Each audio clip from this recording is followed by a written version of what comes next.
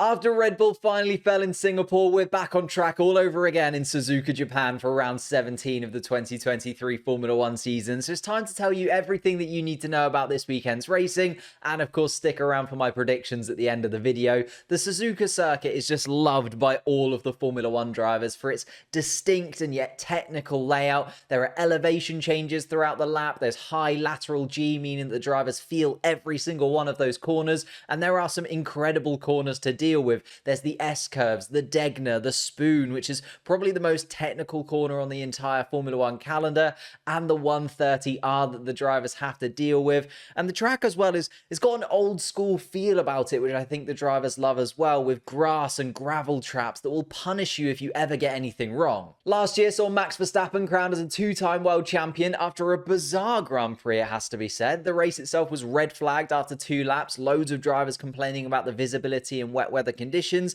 The cars then swapped between wet and intermediate tyres once we got back underway, and we only managed to see 28 laps of racing because the maximum race time limit had expired. And that was why we were unsure whether Max Verstappen was going to be crowned world champion, because we hadn't completed the entire Grand Prix, and also Charles Leclerc was overtaken by Sergio Perez right on the last lap, and we didn't know whether that penalty was going to go through for him or not. But in the end, Max Verstappen picked up his second world championship, and it was on an incredible circuit. The Japanese Grand Prix will see 53 laps of the 5.807 kilometer track. The track is a figure of 8 circuit, which we don't see too often. You can see between turns 9 and 10 that you actually go underneath the third sector, almost under turn 15. There's only one DRS zone down the pit straight, and it's the only part of the track that's really straight enough for there to be a DRS zone. It's a really twisty circuit where the drivers are constantly battling with the car, and we'll see a real battle in the teams as well, whether they go for high downforce or high speed setups.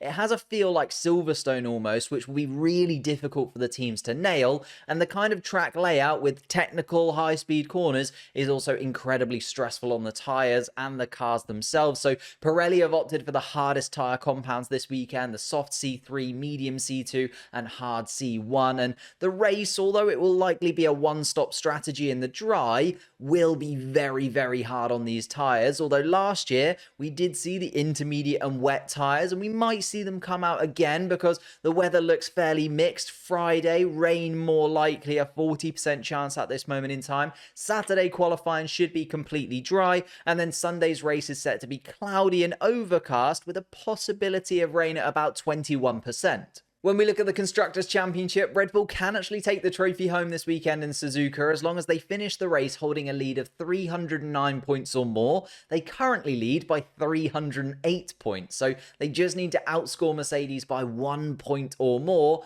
and not be outscored by Ferrari by 24 points or more. So they actually should, with a clean weekend, take the Constructors' Championship home with them for the 2023 season. I also didn't realise that Ferrari have really closed the gap to Mercedes after Singapore. That battle for second place is going to be a lot closer than Mercedes were hoping for. Ferrari are now well clear of Aston Martin, and actually McLaren seem to be closing that gap to Aston Martin, and maybe with 7 races left to go on their current form, can actually pick up 4th in the constructor standings, which, considering where McLaren started the season, would be absolutely insane. Liam Lawson has also chucked in a little bit of a chance of AlphaTauri catching up to Haas in 8th place, although I feel like Williams in 7th place are pretty much guaranteed their spot there.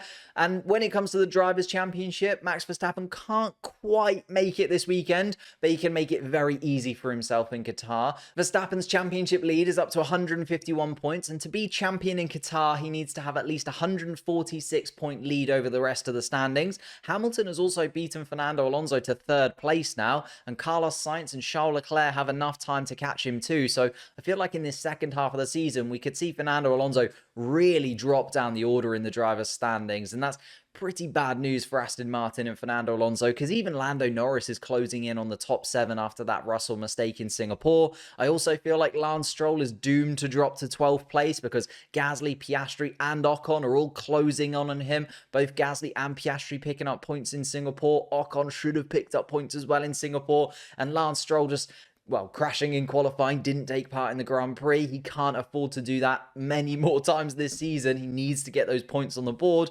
And Lawson, his first points put him in 19th place ahead of Logan Sargent now, who sits in 20th. Of course, Nick De Vries and Daniel Ricciardo in 21st and 22nd place as well. When it comes to my predictions, I've gone for McLaren having a good weekend. Now, I know that people are going to say it's biased in the comments down below, but the upgrades that Lando Norris had last weekend were really, really good. And they're going to be on Oscar Piastri's car too now. Both were so fast in Silverstone earlier on in the season that they should go really well here. And I am all aboard the Ferrari hype train as well. I was very wrong about them in Singapore. I thought they'd really struggle because they really didn't suit that track, but they were so much better than I was expecting. So Red Bull might have a real challenger on their hands with both McLarens and both Ferraris looking really quick coming into this weekend.